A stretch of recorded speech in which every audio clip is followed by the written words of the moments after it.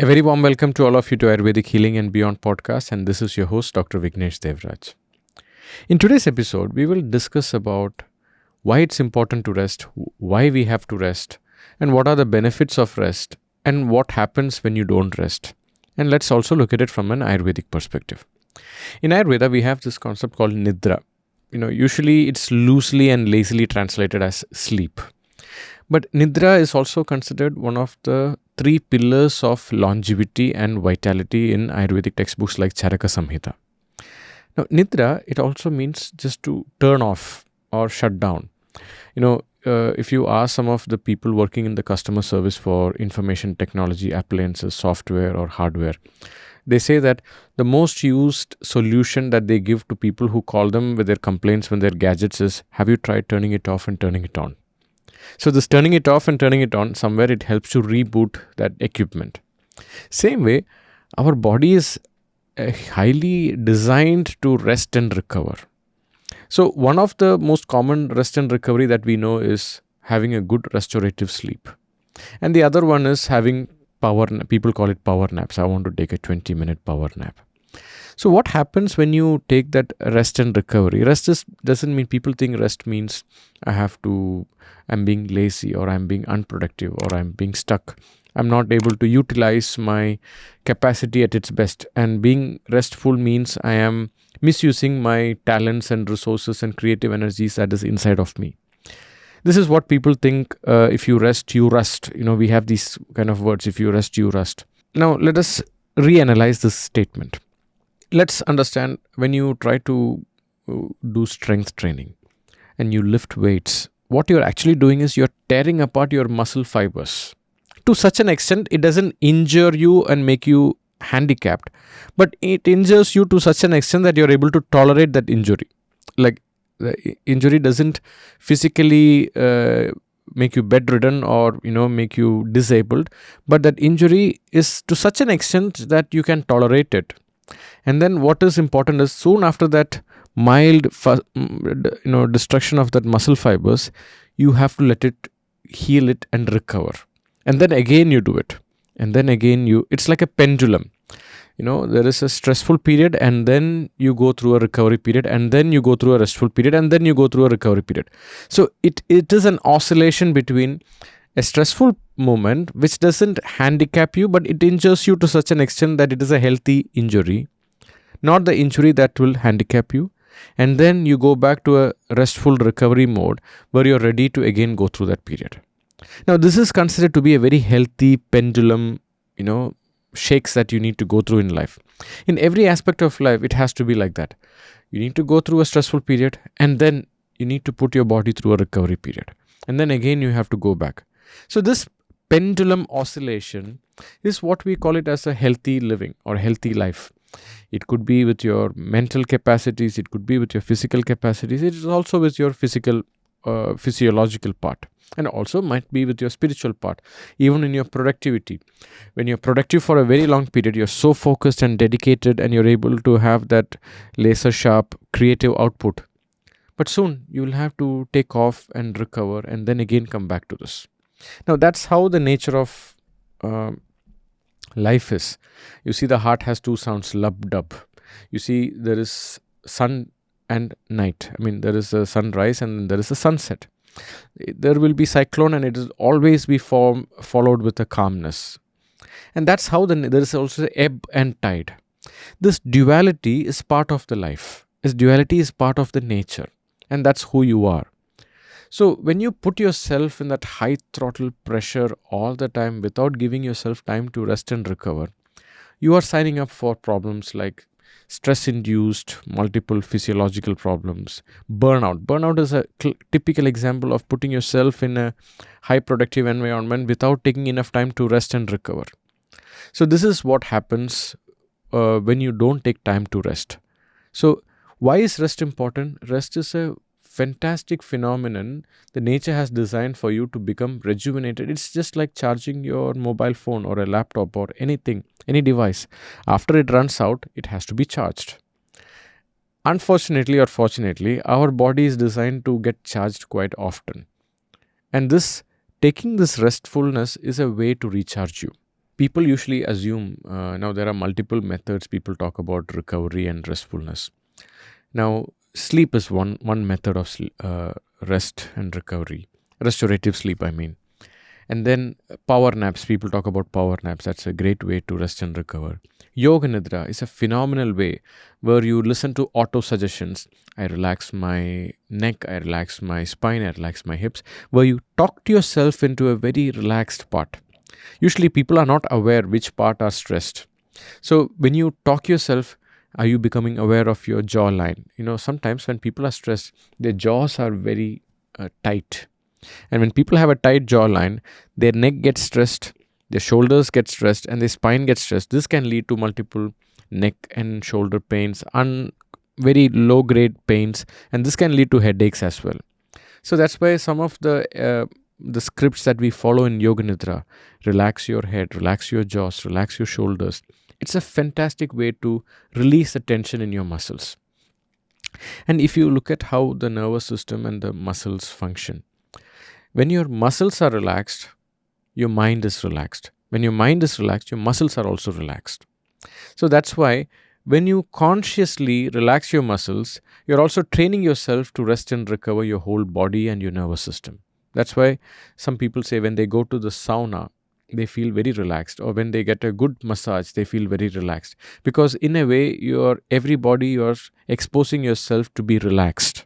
So that's why recovery is not just sleep or just power naps. Listening to a yoga nidra is a great relaxing method, or just art of doing nothing and just lying down in a nature or in a recliner chair or an armchair and listening to some relaxing music. I wouldn't recommend something that increases your heart rate. Something that is very calming and soothing, and just not think about it, just letting lost and being aware and just being present, and art of doing nothing. And that is a great way of recovering and recharging yourself. There is a thin line between rest and laziness. Laziness, we usually assume laziness means maybe I have to do, but somewhere my mind is not putting my effort there. I'm not somewhere there is no intrinsic motivation to do that. I have to force myself to get it done. Usually that is a sign of lack of rest. Rest means maybe not just in the body, but maybe in the mind, or maybe in some aspect of life. We did an episode on Rajas, Tamas, and Sattva. And I was having this conversation with this gentleman in my podcast, Dr. Ramkumar, and he was making a very profound statement. He said that there is a thin line between Tamas and Sattva. Like Rajas is your ability to be active and productive, and Tamas is your ability to let go and switch off, and to, it's inertia. And Sattva is your ability to know which one to use. Like, in a particular situations, okay, this is a situation where I need to act. That is using your sattva and the right approach. And this is a situation where I should just let go and be passive about it. Maybe it's best I just ignore it, and maybe time will heal some of the problems. You just let it do nothing. That's the best way to, and it will solve on its own. Same thing, like we say, have you tried switching it off and turning it on? Turning it off and turning it on. So maybe just letting it lie down, and after some time it will recover on its own. Like some diseases are self-limiting in nature. You just let it and it'll go on its own.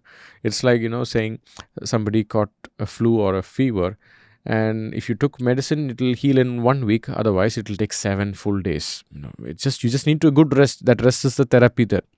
So sattva is your ability to know where to let go and where to really act. This is what sattva is. But sometimes sattva can be a false positive tamas, because somewhere we don't want to act and we try to use sattva as a tool. It's like a spiritual bypassing. That's another topic to discuss, spiritual bypassing. But sometimes we use sattva as a tool to justify our tamasic nature. I don't want to do anything. I feel better not doing anything. I was going in some mall, and I saw one guy wearing a shirt which said, "I'm not lazy, I'm just in my power saving mode." And I found that quite interesting, because laziness somewhere is a way the body is also enforcing the time to recover and to really have clarity. And you see, when do people feel lazy? Because when they don't have clarity and when they don't have enough energy, and that is when they get stressed. And when you're stressed, stress is actually, you can call it lack of resources and energy to deal with your current reality. So it is a way of put the ostrich putting the head in the sand, so that it is not able to face the reality. And laziness is a disguised method of not able to face the reality, because if I face the reality, I have to deal a lot, so it's better I avoid that. So that is what laziness is. Rest is, lack of rest is, you want to do it, but somewhere you're struggling to get it done. Your body is not moving the way it is. You're not able to focus the way it is. You are using a lot of willpower to do it. That's a sign that you're not resting enough. So that's the difference. Laziness means I don't want to do it. Lack of rest means I want to do it, but I'm just not able to have that energy to do it. So both has a common denominator of not having the right rest and lack of clarity to some extent. But not resting enough is a sign that my mind wants to be there, but my body and my resources, I'm not able to take it there. That's what lack of rest is actually meaning. Now, today when people come for panchakarma, and I explain to them, rest is, sometimes people think rest means if they engage in some passive entertainment. Passive entertainment means, maybe I'm not engaging in something where I have to be productive, but I'm just watching YouTube or something, or a Netflix or some show. So, but if your cognitive load is engaged, even though you're not being productive, that is not a real rest. Maybe that's a passive relaxation. What we need is an active recovery mode. Now, when I talk about active recovery mode, consciously your cognitive load is also very base minimal. Like, you're not even watching television, you're not even doing anything. It's like embracing boredom and enjoying that art of doing nothing. That embracing boredom means I just don't do anything, just maybe observing the breath or listening to the sound of the waves or listening to the birds or the wind, or you're just not doing anything, lying in that armchair or just lying down on your bed. And that act of not engaging your sense organs to the bare minimum cognitive load and letting your body to recover, that is what a true rest actually is. Sometimes some people might need it for days.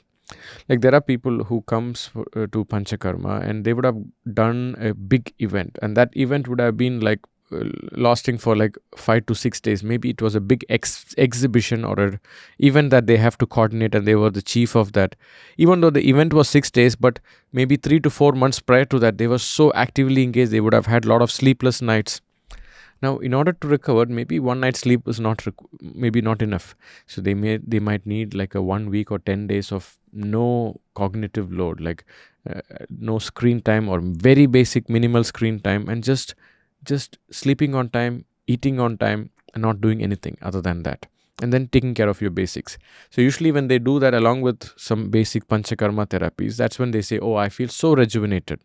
So like this at home, we should be able to take some time off. It could be a weekend or it could be a day off in your week. Always make sure you take some days off where you don't work. You're just able to just let go, or maybe sometimes you distract yourself with another hobby that is quite healthy for you. Like, I know people, for them, going and fishing is a great hobby, and this is like meditation for them. So finally they can stop thinking about work. Suddenly they can stop thinking about all the daily day-to-day activities and chores. So when they are fishing, they are looking at the water, they are just in that meditation when they get that. So it's a kind of recovery as well. Sometimes certain hobbies can also be a kind of rest and recovery, because that is a kind of rejuvenation for them. Now the point is, how to know what you're doing is actually restful is, after that activity, you feel energized and rejuvenated. That means you're engaging in something restful. But if after that activity you feel tired, maybe your mind is excited, but if your body is tired or somewhere you feel drained out, that is not recovery.